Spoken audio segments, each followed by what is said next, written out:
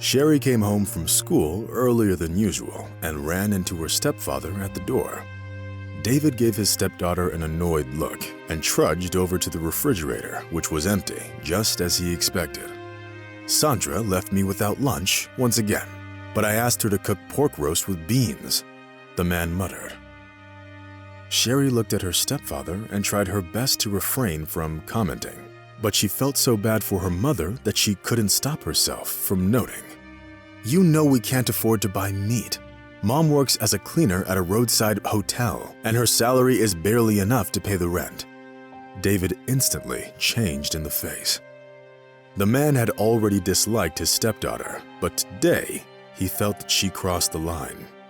"In case you forgot, I work too, and I'd like to be able to count on having a tasty lunch," David snapped.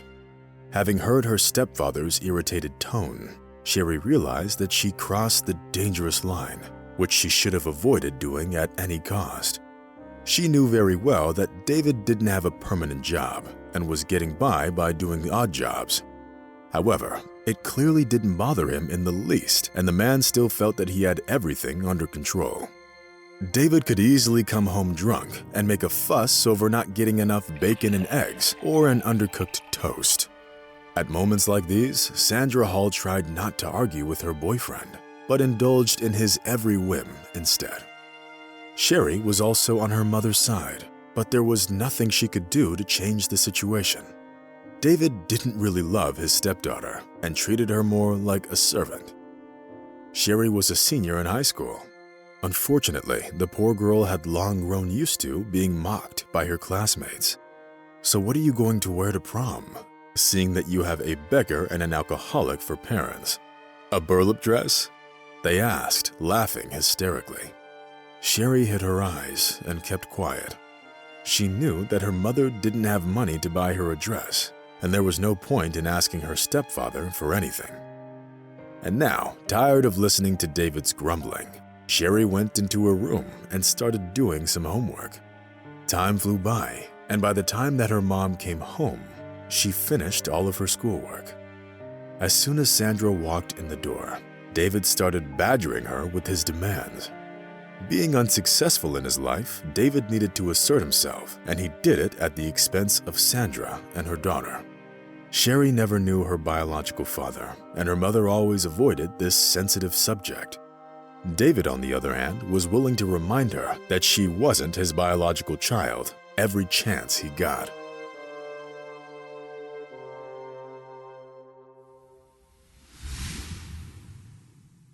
Sherry had virtually no friends, with the exception of a couple of girls who didn't mind being seen with her. Flipping through fashion magazines, the girls talked about what dresses they would want to wear to prom and who they would like to bring as a date. "I'd like to get this dress. The color is so interesting." "It's called coral," Amanda said, pointing to one of the pictures. "No, my parents couldn't afford this dress. It costs as much as my father earns in a month," Darcy said, sounding disappointed. But only Sherry stayed silent, knowing full well that she could never get any one of those dresses. On the other hand, there was still a month left before the end of the school year, and a lot could change in that time. But for the time being, her life went on as usual. David continued to bully Sandra, while Sherry tried to make herself invisible, spending most of her time in her room, which was more like Cinderella's closet. Significant changes in one's life don't usually happen without outside help, and what happened next was a clear confirmation of this statement. It all started with the fact that Sherry's school got a new principal, who was also a teacher. Larry Griffin wasn't young, but he was incredibly smart and charismatic. When he taught history, he helped his students immerse in it. They studied the times when balls were uncommon, and about victories on the battlefields and many other historical events. Sherry enjoyed listening to Mr. Griffin, who wasn't only an excellent storyteller, but also a great teacher. Moreover, the elderly man made sure to assess his students by their knowledge, and not by the way they looked or the financial situation of their parents. It was Mr. Griffin who saw Sherry's potential and her interest in history. "Sherry, it seems that you should consider studying history or archaeology in college," Mr. Griffin once said. His comment immediately caused the class to burst into laughter, which was instantly suppressed by his angry scream. "Did I say something funny? If you're having too much fun, open your books and go to the last chapter once again." The students immediately fell silent and lowered their eyes.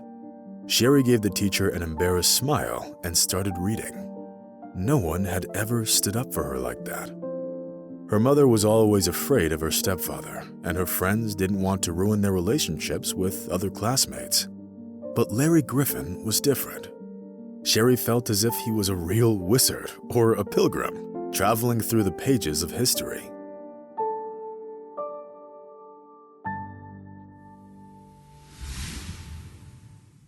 One day, 2 weeks before the prom, Mr. Griffin gave the students a history assignment, which caused a lot of discussion among them and made them restless for a long time.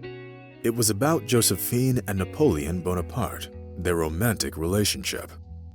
The students had to prepare a short story about that interesting time and the outstanding personalities who illustrated the era with their presence. Having returned home from school, Sherry turned to her mother, who knew history very well. Sandra listened to her daughter with a smile and immediately volunteered to help her.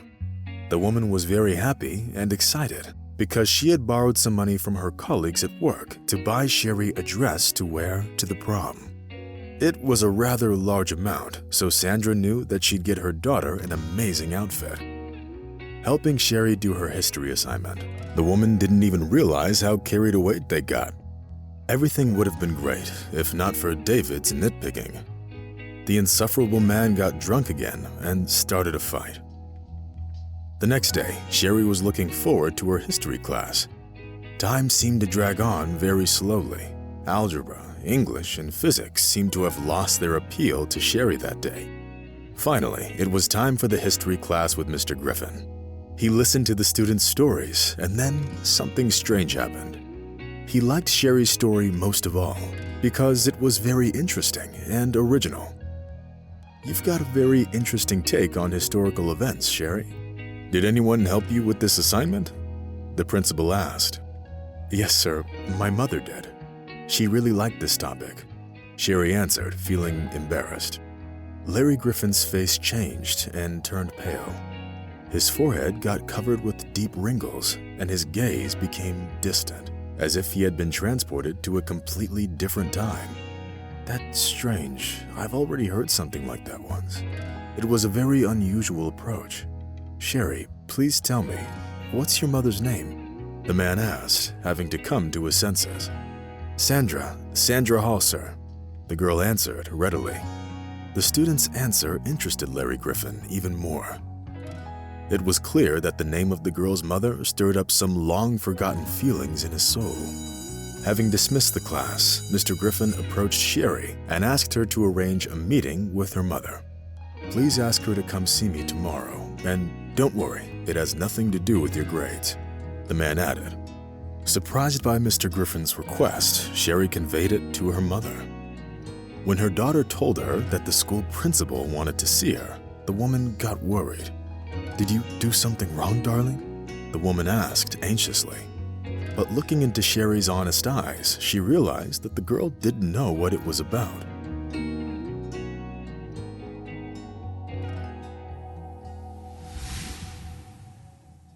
The next day, Sandra went to the school with her daughter. As she was approaching the principal's office, the woman read the name written on the door and stopped in her tracks. "Larry Griffin? No, that's just impossible," Sandra whispered. At that moment, the door opened and the school principal appeared in the doorway. Meeting the eyes of Sherry's mother, Mr. Griffin couldn't hold back his tears. "Sandra, how long has it been?" the man whispered. Sherry looked at her mother in surprise and saw that she was crying too. And then, without saying a word, Sandra and Larry hugged each other. Sherry was dumbfounded and didn't know what to think. But she didn't have to wait long for an explanation. The truth came to light a little later, and it turned out to be so shocking that it was simply hard to believe. This story began many years ago when a young woman named Sandra had a fight with her parents and left home with her fiancé. At that time, her last name was Griffin, and her father was a history teacher, Larry Griffin. Sandra left home and never contacted her family again, knowing full well of the strict disposition of her father.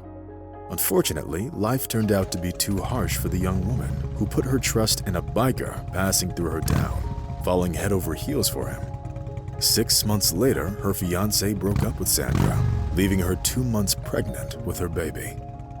The woman didn't want to go back home, but getting an abortion was an unacceptable option for her as well.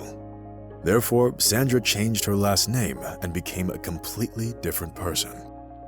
The young woman missed her home and her family for a while, but when her daughter was born, taking care of her took up all of her time and energy. And now, so many years after they last saw each other, Sandra was standing in front of her father once again, looking straight into his eyes. Larry Griffin forgave his daughter a long time ago and didn't even suspect that he had a granddaughter, especially one as smart and beautiful as Sherry. Upon learning that Mr. Griffin was Sherry's grandfather, her classmates immediately changed their anger to mercy and stopped bullying her. Having reconciled with her father, Sandra broke up with David and returned to her family home with her daughter. Now, Sherry started living a completely new life. And its beginning was actually marked by the prom, to which the daughter of the former cleaning lady came in the most beautiful dress. On Sherry's left was her mother, and on her right was Larry Griffin, who was beyond happy and proud. Sherry's classmates couldn't help but feel jealous of the girl who was an outcast just yesterday, but now seemed more beautiful and happier than ever. But Sherry herself didn't really change. She was just as sweet and kind as before, and never ceased thanking God for his help, looking into her future, which she now believed would be full of success and happiness.